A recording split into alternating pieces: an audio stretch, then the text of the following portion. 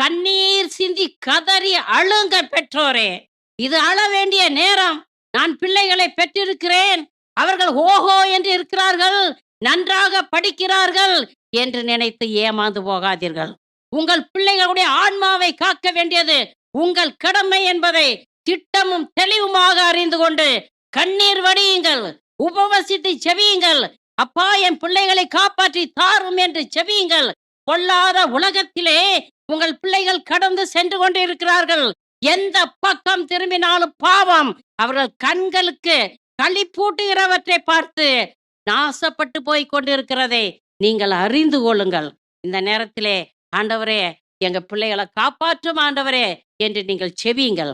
பெற்றோர்களுடைய ஜெபம் பிள்ளைகளுக்காக ஏறெடுக்கும் பொழுது அந்த ஜெபத்தை ஆண்டவர் உடனே கேட்பார், உடனே பதில் கொடுப்பார். Praise the Lord. Praise the Lord.